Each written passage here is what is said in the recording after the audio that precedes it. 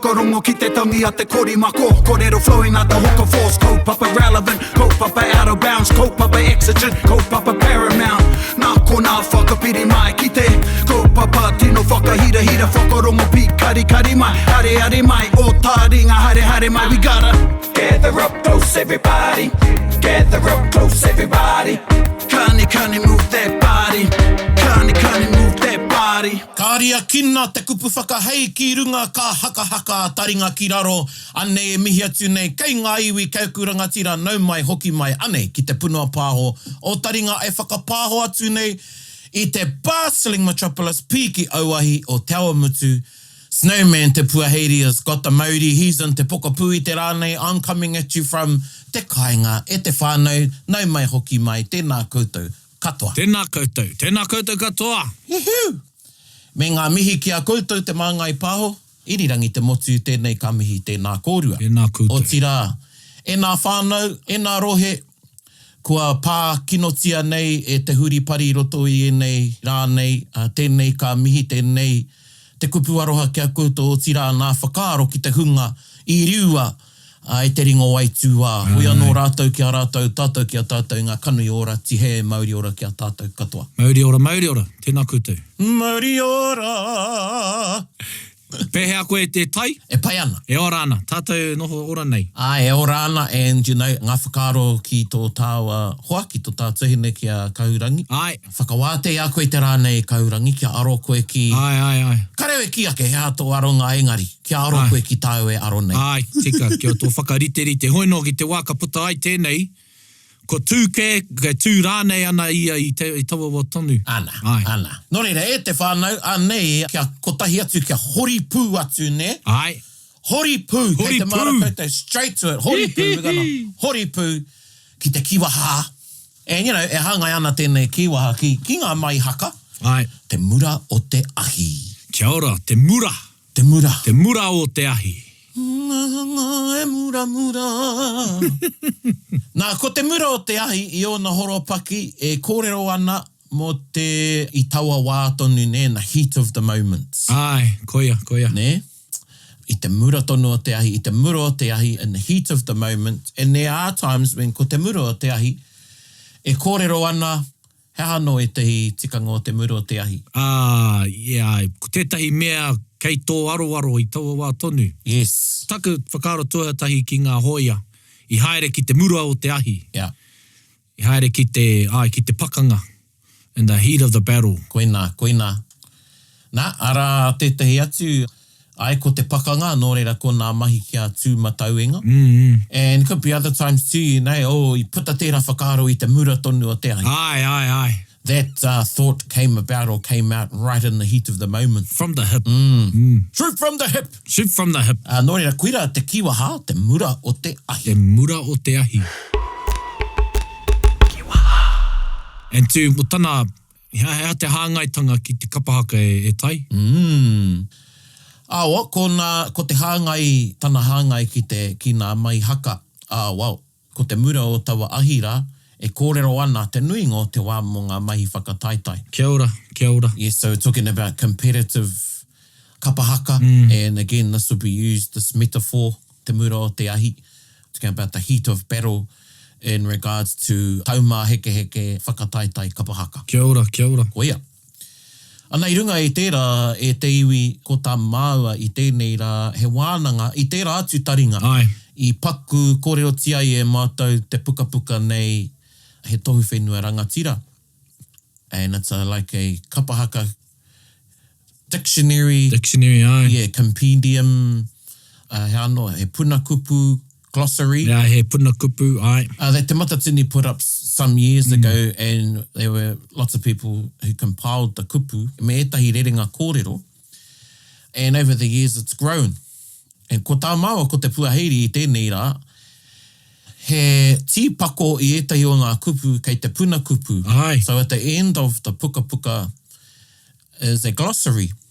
And ka tirohia etahi o ngā kupu nei, ka wānangatia ngā kupu. Kia ora. Ana, hei, ka mutu ka kite etahi kupu, ka taea pea etahi o ene kupu, ka taea etahi o ene kupu te whakamahi roto i te reo o te ia rā. Ai, kia ora. So a lot of them can be and are used in a kapa haka context, but some of them would be used in our everyday language and in other contexts. Tika. And what's also interesting was seeing other kupu that you would use outside of kapa haka, however used in the contextualized in kapa haka, which is an interesting rendering of some of the kupu. So ko tā māua wero, ke māua anō, our challenge is ko takoto te manuka. We're going to start at A and we're going to go down through the letters and pick out a kupu or two. Aye. And we've got our timer on.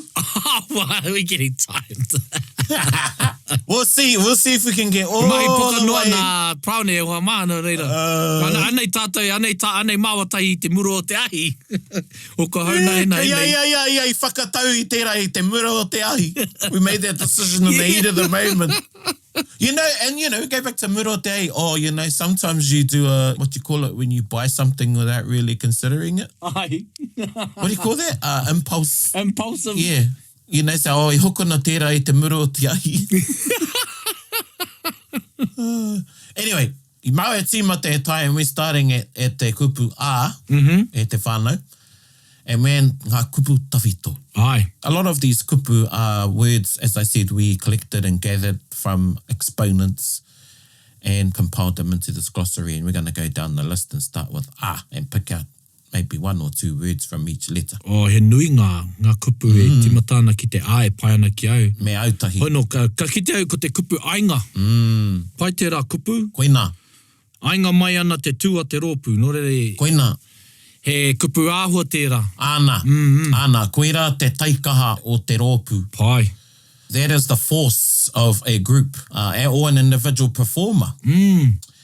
And koira tērā, and we have example e te pakari o te mahi me te tū a te rōpū. Ainga mai ana te tū a te rōpū. Ainga mai ana, ai. And e hoa, e whakaro anau I enei rānei, and I actually used this, and this was before I even thought of, and I'm very glad nau tēnei kupu I kōwhiri, because I used ainga the other day, I kite au I te whakahua o te huripari. Ah, kia ora. And I said, te ainga o tāwhiri mātea. Te ainga, ai, tika. Yeah, so that is brute force of tāwhiri mātea. The might of the, yes, kia ora. Yeah, the might. So koira te ainga. Yeah, kupu āhua tērā. Kupu āhua, ai. Ana mo te kaha, te taikaha, o te hiki te haka. Ai. But I provided in another context too, talking about the brute force of tāwhiri mātea, te ainga o tāwhiri mātea. So not to be confused with, say, the aesthetic. Kyle, this is, going back to, this is the wehi you experience Ai, koia. in witnessing the wana of a performer or performers. Ai, And must say, kei te haka a tāwhiri mātea. kia ora. When the weather is doing its thing, tāwhiri is doing its thing. Yep. And, we could get into all of ngā hau a tāwhiri mātea, Ai, titi makaka and all of those ones. Aye. And you could say, arā te ainga, ara te ainga, ai. te haka a tāwhiri. Ai. Yeah. Tika, kia ora. And I want to pick one off there too. Ai. Of the A's, ko te apahau he a tāhua tērā kupu ki au. Pai, kia ora, yeah. Nā ko te apahau, e rua nā whakamara mai konei, he reo tūpuna kua rongohia, kua ora mai a mea tupuna I a koe. Kia ora. So this is I guess when you hear mōteatea, this word is usually used with mōteatea. And it's the apahau is the rangi that you hear anone as if the ancestors, the tupuna, are in singing with you Kia ora. in there. It's an emotion you experience when you hear someone singing Yeah. mōteatea in a particular way. And some of you listening, ākua nei pe, kei roto I o koutou ngākau, tehi rānei, I a rātou te taonga nei te apahau, ka waiata nā rātou. Te apahau, ai. You might be thinking of Aye. people who, when you hear them sing mōteatea, it takes you to another space, another place. So koira te apahau. Kia ora. Me tana whakamārama tuarua, e pai hoki tērā. Ana. Ko te wairoa te āria o tētahi tupuna rongonui, ko rongohia. Koia. Yeah. Koia. Nā reira, ka whakaritea koe, ei. Ana. E rite pai ana tōro, ki awai. Koina, anō nei ko koe taua tupuna. Ai. We haven't even got through A yet. I know. But I just want to pick one more off there, bro. And e te whānau. Ai, kia ora. And this is, you know, ane tētai arero tarapepe. Kia ora, kia ora. And arero tarapepe can be seen as stuttering. Now, this is saying, ko te neke o te arero hei whakawana i te kupu, engari. O te tarapepe hoki is when you could be pō tatu. Kia ora. So I think in this instance, it's talking about being able to articulate the enunciation of the kupu in a way that you do it in a fast rhythm. Ai. So koene tēnei arero tarapepe. Yeah. Ne? I koina taku whakaro ake mo te etahi patere pai ana te reo. Yeah. No reira kia koito whakahua. Nā reira pē e tarapepe ai te ārero. Koina. It must be so bouncing off every syllable, eh? And you know, let's mix it up e te whānau with one of our previous kiwaha. You know, someone who's a fast talker. You could say, oh, mo te arero tarapepe, karehe painga. Ai. You know, oh man, this is bloody. E rā kaihoko motoka. Yeah. You know, those ones that you hear at the races. Yeah. You listen to them, you know, and they come around the outside, number 3's on that time. You know, arero tarapepe tera. Pai. Okay, let's move to H, eh? Yeah. Oh, you know, tēnei kupu kia hau nei te hirearea. E mohi anau ki te kupu, hoi anō ko tēnei whakamārama he rereke. Wow, he mea hou kia hau. Te hirearea I konei. Te reo nehu, reo pū nehu. Yeah. Ki au e matarua. Ah, yeah. He wā ōna he pai te hirearea. So there are times when, as a group or soloist, that is the sound you want. Is you want that indistinct sound is quite light, that you can't quite make the kupu out. Ah, yes, yeah. But then there are times when I guess you're not meant to be that quiet. And you need to hear the word, so you'd be commented on as being, oh, he rea rawa. Ai. No koutou, I kore ai, I rangona ngā kupu. Ai, ka pai. So there are times when ka hāngai pai te hirea, te reo hirearea ki ētahi wahanga o te waiata. He wai anō tōna mo te reo kaha, ne? Yes. Say if you're a soft melodious part in a āringa, I'm thinking of, and you just want a reo hirearea. Yes, and you'll recall, you know, tā tātou wai a Taringa. Hirearea no ra te tāni. Ai. And my thinking was, you know, ever so quiet, but I can still hear the voices of our tūpuna. Ai, Ne? tika. Koera te hirearea. And, you know, that marries, there's another one, ne hākiri. Hākiri, kia ora. Again, ko te hākiri indistinct. Ai. He wā tōna, koe nā te whainga. Ai. Ne, kia hākiri mai te reo. Or you might say, anei te rerenga, hākiri mai ana tō reo I ngā maunga. Ai. E, hākiri mai ana tō reo I tawhiti. I tawhiti, ai. So there I could express my longing, my yearning for somebody. And it's as though their voice, while very far away, the person while very far from me, I can still hear them while indistinct. I still hear your voice, our sweet love songs in the wind. Kei a koe. Ana, ko tētai atu, ko te hi nawa nawa, and hi nawa nawa. Hi nawa. Koe nei tētai kupu ki oku nei whakaro, nanga mai haka I ora I tēnei kupu. Ai, kia ora. Ko te kiri onga te pukupuku o te kiri. Our cousins over in Hawaii will say chicken skin. Chicken skin. Yep. Oh, gave me chicken skin. It's the goosebumps. Not the secret blend of herbs and spices. And you can use this in a sentence. Oh, hi nawa nawa katoa te kiri. Ai. I was just overcome with goosebumps. With goosebumps, yeah. You know, due to it could be the haka. Aye. There's other things that give you goosebumps. And I'm talking about in a positive sense. Ai. But again, it's that relationship our body has to our emotions and how our body reacts when we feel something. Ai, he putanga o ngā kāre roto, ai. Hi nawa ana te kiri, ai. Hi nawa ana te kiri. There I was, you know, overcome with so much emotion that I got goosebumps. Ai. Tika tau, Paraone, because the first time I started to hear it was when it was used a lot in the commentary of recent Matatini. And it become quite cliched or I kiwahatia. Hi nawa. A tētahi atu, mea pai ki au, hōkai whakatangetange. Whakatāngaingai. mo taku kāpō. Hōkai whakatāngaingai. Ai. Ara mai, he karakia whakakaha, whakapakari. Ai. Yeah, hei. Hōkai whakatāngaingai. Taku mōhio ko te... e pāna tēnei tū karakia. Ki te wā e neke ana te taua. Oh. Ne, nō reira, ko etahi o nā mahi tūtira hōkai, ko ira tētahi o nā kupu. So, war formation. Kia ora. And we've borrowed, and I must acknowledge taku rangatira, taku hoa Wetini. He's one that's revived.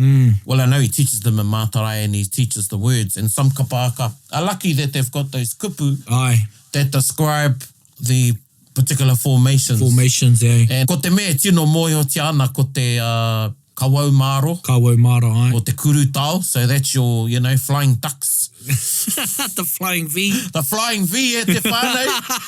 Flying V formation. Flying V formation with chicken skin. Yeah. Koira te kuru tau. Kia ora. Koira hoki te kawau maro. Ai. Ki etahi. And oh, geez. Oh, I tēnei wā, ko wareware au, the inverted, you've got the inverted one. Yeah. Nah, te aro iau. Oh, it's been a while. And then you've got, so koira e te o ngā kupu, e pāna ki etahi o ngā tū. But this one is, from my knowledge, a karakia that was said while the group was moving into various formations. Yeah. And then you got the hōkai whakatāngaingai. Yeah. Nō reira, hei te chati, ka whakamahia e te chati tēnei kia whakamaramatu ki te painga o rātou nekehanga mai tētahi āhua ki tētahi atu. Well, kia pono au, ka rea nau kia whakamahi i tēnei, there's two kupu in here, te hōkai whakatāngaingai, and the other one is whakatōngere. Yeah. Yeah, te whakatōngere o kai whakatōngere. E rua ki taku mahara e pāna ki te karakia. Ai. And I've used these in that sense when I've heard usually te manukura tāne. E iaia e taki karakia ana. Ana ka mea, hina wanawa ana te kiri i te hōkai whakatāngaingai. Ai. Ne? So I got goosebumps on hearing your karakia. Yeah. And it moving your group into formation. I wanākera tō kapa i tō hōkai whakatāngaingai. And then straight under that one, we've got the kupu huatau. And ko te huatau hoki ki au, I konei tētahi whakamārama, ko tētai atu āhuatanga o te huatau, and you'd know koutou etahi, ko ākona ki nā mahi mau tiripou. Kia ora, koia. Toko rāne is, huatau is one of the stances you have with the toko or tiripou. The huatau style. Ai. Huatau style. 36 chambers of whai kōrero. Who taught you your huatau style? Pai mei. I see you've learned the huatau style. Deadly palm. But somebody who's quite skilled, or they could be in the moment, but at the same time calm. Ai. Yeah. And this is where we get the kupu, ko te kupu nei, ko te maurito. Te maurito, ai. Nō reira, ka taia tonu te wana. Ne pai ana kia wana, engari kia maurito tonu. Ai. So you have all that wana in you and bringing all that, but you should be maurito. Ai. Nei pēnei anō tēnei te huatau o te tū a tētahi. Kia ora. She or he is in the moment, engari huatau ana te tū. Ai. Ne, they've got control of themselves. Yes. Ne, e rangatira, kei te noho rangatira rātou mō rātou kare aroto me o rātou whakaaro. Ai, me o rātou wana. Nā huatau ana te tū. Ai. Ne? And you could say that, perhaps tētahi, you might go watch your kids or mokopuna or whoever at their drama performance. And your moko's got a line and they come out and they've been nervous and practicing it. And they come out and they nail it. But they've got the passion. Yeah. But they're able to deliver it in a manner where they've got control of themselves. And then you say, te huatau o tō tū. Yeah, in the zone. Yeah, te huatau o tō tū. Te huatau o tō tū, pai tēnei, pai tērā. Sei, ia koe i te muro o te ahi me ka huatau tonu koe. Ana. Pai.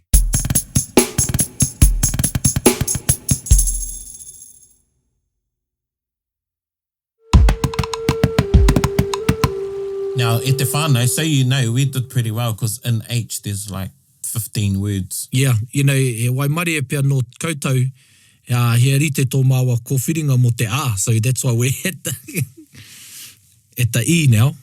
I want to go straight to Irawaru. You know, ko taku mōhia kia irawaru, ko taku mōhio ke ki te tangata I huri hei kuri. Engari anō, ko tēnei whakamārama, he reo āwairua, he reo tawhito, te irawaru. Yeah, ki au taku mahara, tōna rite nei tēnei ki te irirangi. Okay. Te irawaru. Ai. Tika tā, ko te irawaru e mōhio whānui tia nei, koe nei te taukete o Māui. Ai. Ka huri hia hei kuri.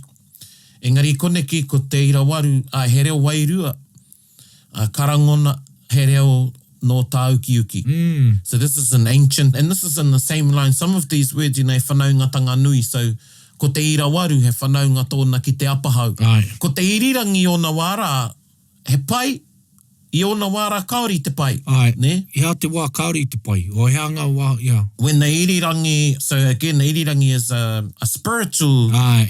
melody. Ai. And it can be used in the positive, and like irawaru or apahau. Ai. Engari o na wāra, ko te irirangi, because the manawa taki, because the group is not manawa tina. Nā, ko te manawa tina e kotahi. Kotahi, ai. And ka mahara koe te puaheiri, etahi waku whakaharatau pātere, I would have the group singing, and then I would clap my hands and everybody had to shut up and sing the pātere in their heads. Yeah. And then I'd clap my hands again and expect everybody to come in on the same line. Ai. Ko ia te manawa tina. Kia ora. Manawa tina is when you're all of one body, of one mind, of one heart, symbiotic. Kia ora. Ne, koe ne te collective consciousness. One beat. Ko ia. Back in the 36th chamber. Nō reira, ki te kore manawa tīna I o na wāra ka puta mai te irirangi. And then we get these words rangirua. Rangirua, ai. So rangirua being in two tunes pretty much. Ai. Yeah, so koira tērā ko te irawaru. Kira irawaru ki pai. And I'm going to pick up my one, I'm going to pick us iere. Iere, ai. Ana ko te iere, he kupu anō mo te waiata. Ai. It's another word for waiata and tune. Kia ora. So, tāhu ana te iere o te waiata nei. Oh, the song has got a beautiful tune. Now, of course, you could use rangi. Engari he kupu anō tēnei. So, this is a good opportunity, koutou e whakarongo ana, to expand, grow your vocabulary. Ai. Engari, you know, the challenge to us e hoa mohi o pai koe, ko te whakamahi I ngā kupu. Ai. Ne? Kei noho mai hei tauira I roto I te kupu taka. Koina. Pai hoki te iho nui. Nā. Te kite I te mauritau, I te huatau o te tū. Te huatau anō tēnei. Yeah, koia. Whakaru mai ana te iho nui I roto I tēnei haka. Sure. And you know, you can say to someone, mahi hap kapa aka side, kia iho nui tō tū. Ai. No, you know, stand proud, be upright. Kia tau tō tū, kia iho nui te tū. Kia pai. And ko wareware au, iho nui is another word to describe a whare nui with a high pitch. Kia ora. Ka kia rā tērā he whare iho nui. And most whare nui, ki taku mōhio ko nā kōrero e nei a te tohu ngā whakairo, most high pitch whare nui he tāne. Ai. And ko wareware au te kupu. And you see that exemplified in a lot of the houses of the east coast of Ngāti Porou. You will see houses. Ai, ngā poho. Yeah. So koe rā tērā kupu, te iho nui. Kia ora. Let's go to K. Let's go to K. Okay. And I like this one. Well, there's a few of them I like. Yeah, I'm like, no, I don't want to use my one up on, Well, I'm going to go for kai tute tute. Kia ora. I te mea kua kōrero māua mo te manu tute I te pai. So if you find our episode on kupu whakarite, actually, you know what? I don't even know if we did talk about the manu tute. Yeah, we did. Ngā momo. Oh, we did? Ka pai. Yeah, ngā momo manu ko whakaritea. Ana. So kai tute tute is somebody who nudges you along, you know, and you see that. Yeah. A lot of the time, koine te tauira o te manukura pai. Kia ora. A good manukura, wahine manukura tāne. They are totally conscious of their team. Yeah. They have an eye on everybody. They can feel everybody. Aye. They know where to move. A good manukura will see when kai haka needs a little bit more encouragement. Ai. Ne? You know, it could be you're stuffed. And they could say, oh, you know, I need to go over there. And, you know, as a kai haka, they've been with good leaders over the years. When you feel your leader close to you, you know, they don't have to touch you. Yeah. But to feel their presence there o e kai tute tērā i aku. E kai tute, ka pai, yeah. You know, and we can do that ourselves within our whānau and hapu and community groups and at work. Sometimes you're that kai tute. Yeah. Yeah, you might have an auntie or an uncle on boards or trusts or even within your whānau that are kai tute. They're movers and shakers sometimes, or they're disruptors in a sense. Ana. You know, and then you're like, yeah, have people rise, have people get into that mahi or whatever. But yeah, tika tau, Paraone, ngā kai tute. And I've seen some really good ones how, ka whakaro ake ki te haka, and a kaya might, the kai tātaki tāne might just dip in between his two people, where his head's about the same level, if they're low, and then just do his next call in that part. Yes. And then ka kite te wana. Given an energy pool, even ngā manukura, etahi o ngā wahine. Oh, some of them are really good ones too. Yes. On the edges. Yes. And it's almost like they're egging them on that, come on, tāne ma. Get into it. Pai ngā kai tute. Yes, Kahurangi made a comment about every leader has a style of how they lead. And taku pauri, kāre etahi i āta whakaakona. He pēwhea te taki i te kapaka. It's not all about being loud. Kia yep. And out there, there are some of our leaders that have won manukura tāne, such as Wetini Mitai Ngātai. He has the panache as a leader, he has a presence on stage, but he hasn't got a big bellowing voice. Nah, like right. Someone say like Kingi Kiriono or myself or others. Every leader has their style, but he has their presence on stage. Tika. And as he moves amongst this group, e haere ana me tana kapa.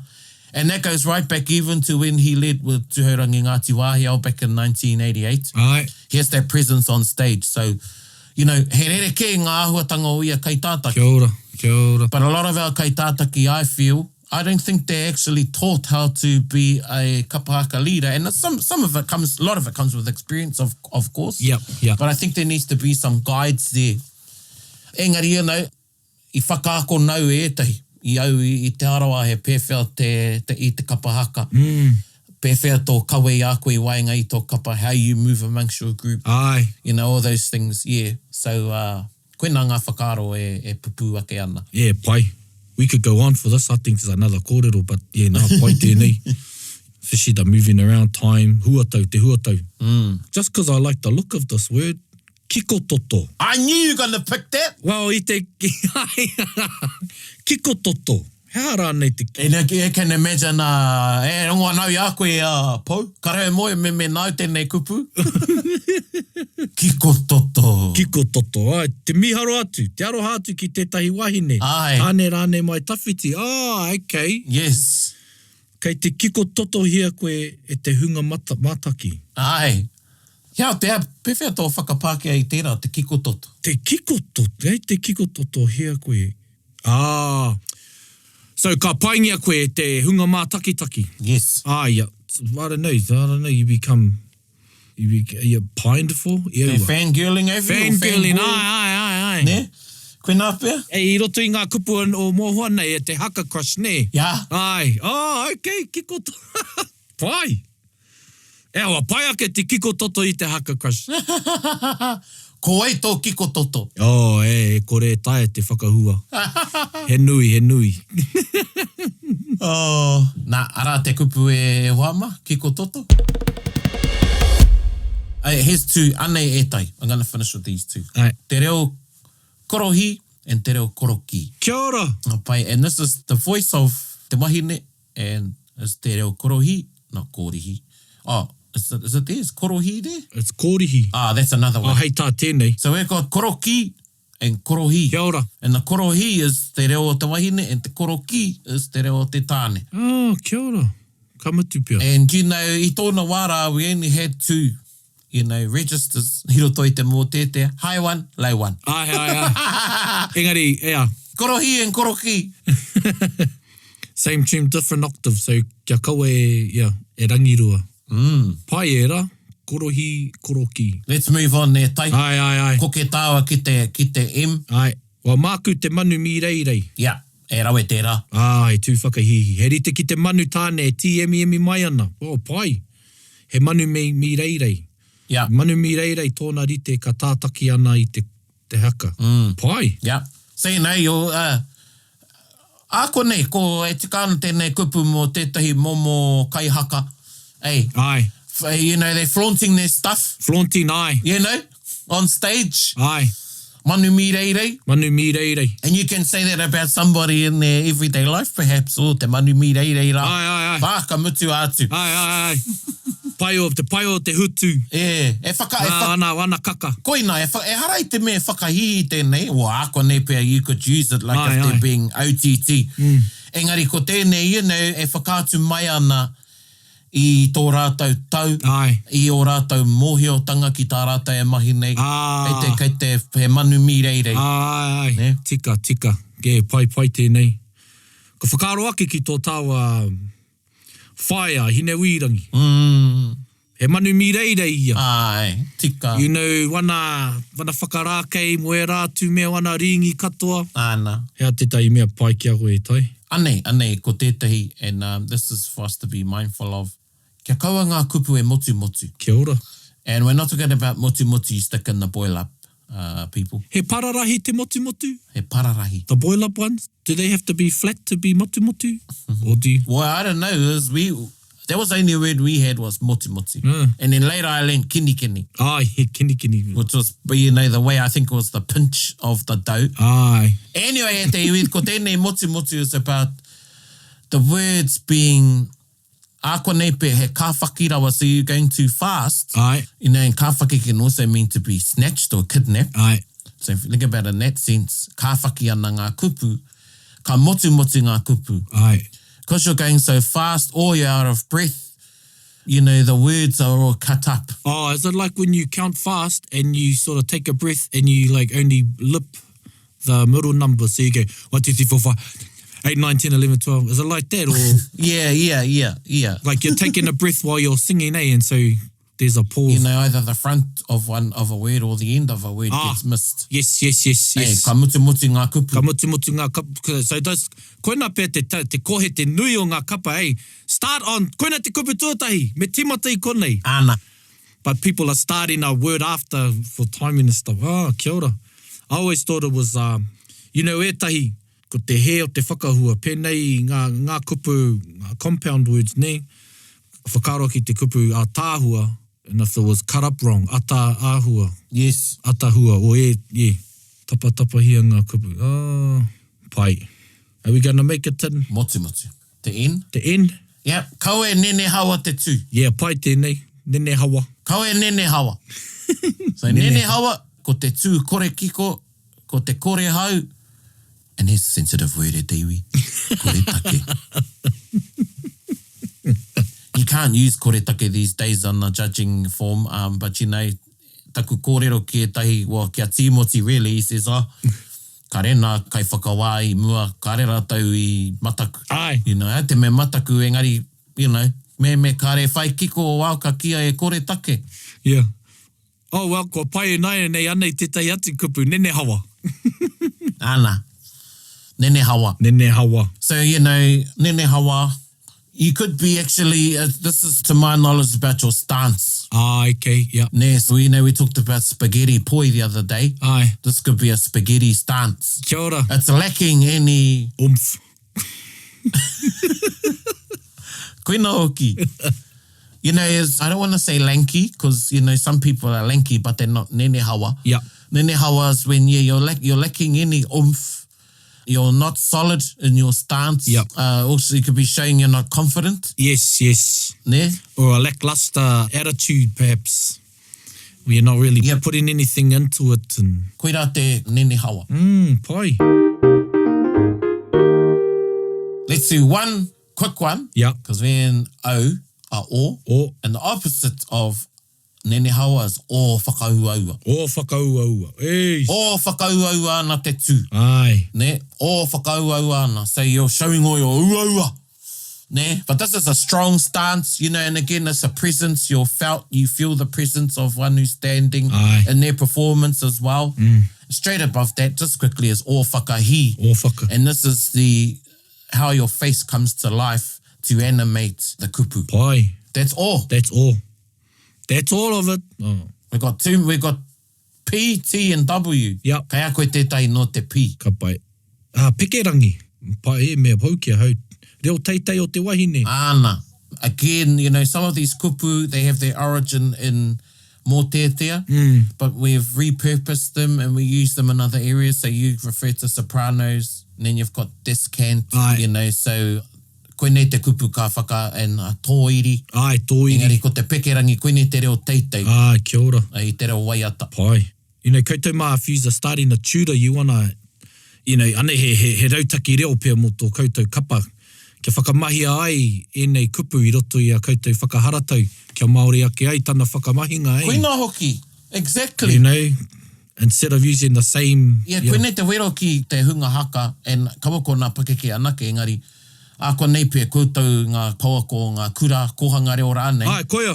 Whakaro ke ana ki te hunga... Anei e tai kupu ka tae koutou te whakamahi. And another way, just and then rawe rawati tō whakaro e tai, why not pick a word that you can wānanga as a kapa? Yeah. You know, ia prakatihi. As well as, you know, you're already having wānanga, well, I would hope. E wānanga ana koutou I ngā kupu. I ngā kupu, ai. O a koutou mahi kapahaka. Engari, koene pē hoki, tētahi whakaaro, wānanga tia tētai kupu kapahaka nei. So, pekerangi. Pekerangi, pai. Kia kaha koutou e ngā pekerangi. And I'm going to pick one from T. And easy one e te whānau, and you might have heard me use it. Taumā heke heke. Kia ora. And I love, this word brings back memories for me, and I learnt it when I was Form 1. And Ruaa Toki, te kura o Ruaa Toki won the Mātātua Te Arawa Tainui comps that year, and they knocked out Western Heights. Wow. And they made their debut at the Sports Dome. Yep. And ne whakawātea, koene te kupu, started taumā heke heke, taumā heke heke, tū te puehu, ka huri taku ara. Nā, koera tērā kupu. And ne kupu anō mo te whakataitai. Ai. Now, I know our mate Jules Julian loves tātā whainga. Ai, yep, yep. And he loves saying whakatatai. Whakatatai. Hey, bro. Ai. Me kei te whakaronga koe. Ai, tika. Anei anō te kupu, taumā heke heke. Ai, you know, ka hoki aku mahara, and this was the word of the day, and now it's sort of, pai ki te whakahoki mai, I know, tēnei kupu, taumā heke heke. I know they use it in sporting tournaments and the like. Hoi no, pai ki te rongo I tēnei kupu. Kia ora. Taumā heke heke. Taumā heke heke. Taumā heke heke. And yes, Te Iwi Western Heights was a force to be reckoned with in its day with kapahaka, if you didn't know. Oh, yes. Yes. And you know, te tungane o Kahurangi, Inia, he led that year. Ah, yes, yep. I remember. And Dan Vaka, me kei te whakaronga koe, I think that's the year you performed with Western Heights. That might have been your last year. Oh, perky kura. Ah, kone pia. Engari ai, koera tērā kupu, taumā heke heke. Kia ora. And we're at W. W. We haven't even got down to the second list. Oh, he wā no mo era. Ai. Kei a koe e tai. Oh, no. Let's pick one each. Yep.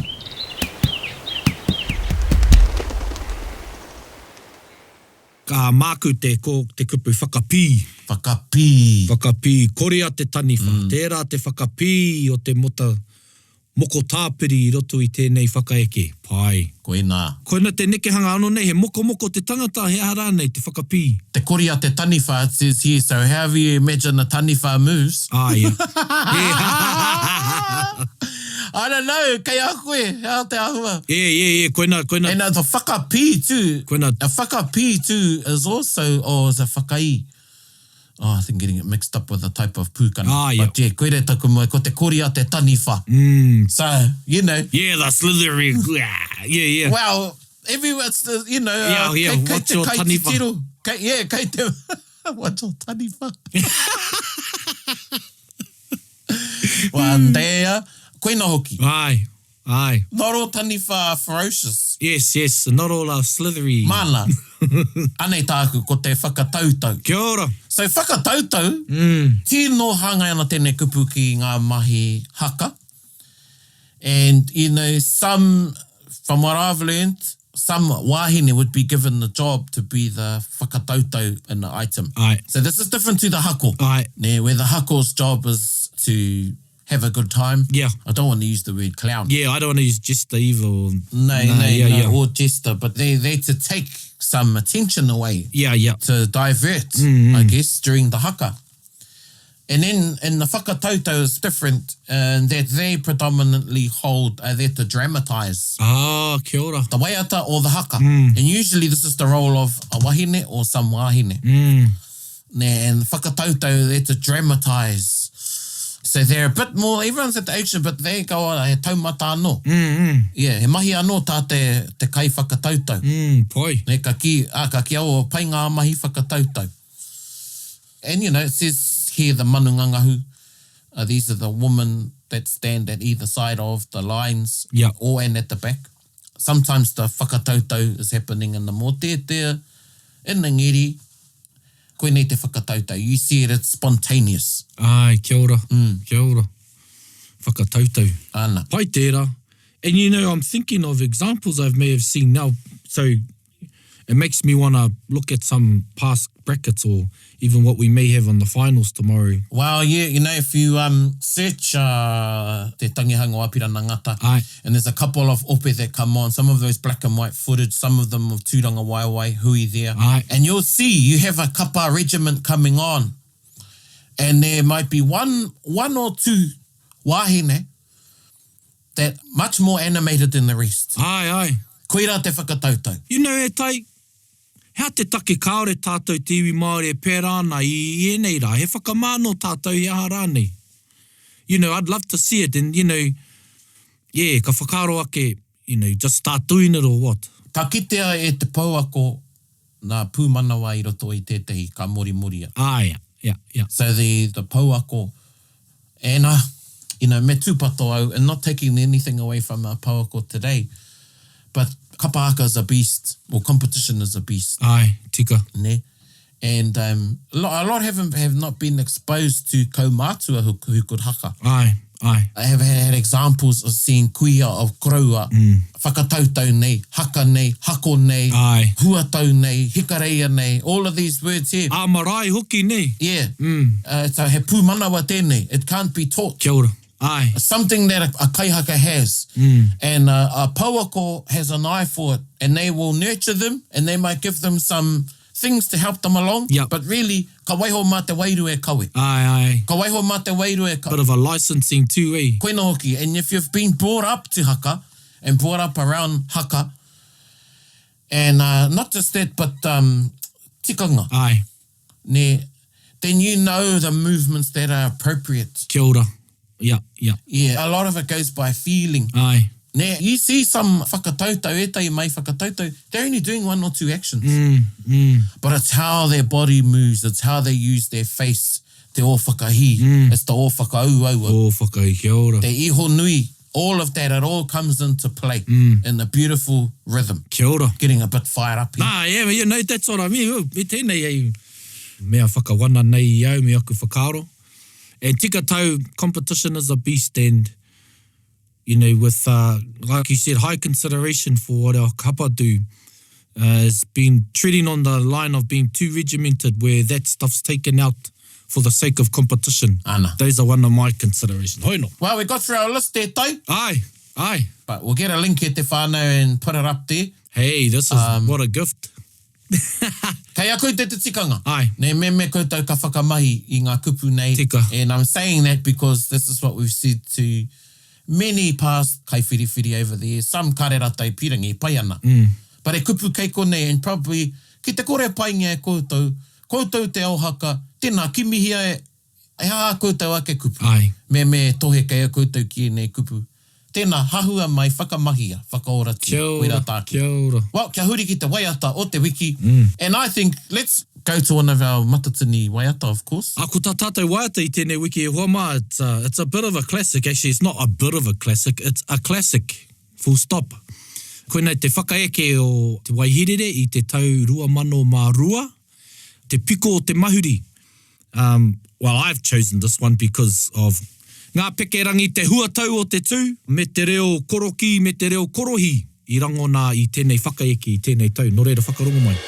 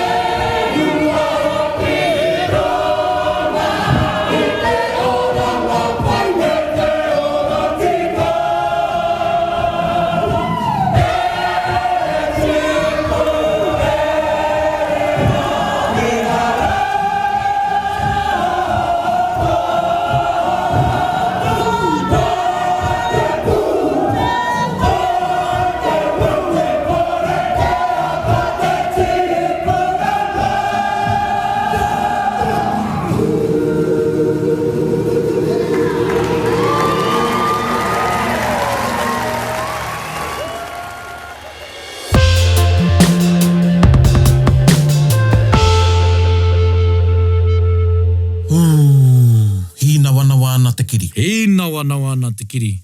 E hoa, I remember this year, just quickly, I saw Te Wakahui, I said, that's it, it's a wrap for O2. It's a wrap. And then ka whakaeke mai a Te Waihirere. I said, oh, hold the bus. Koe nā oki. Hold the bus.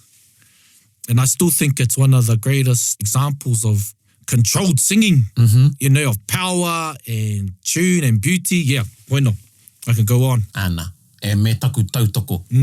To contrast, both whakaeke made use of waiata. Aye. So showcased the singing. And yes, Waihirere was just all class. All class, absolutely. Yep, and it is a classic.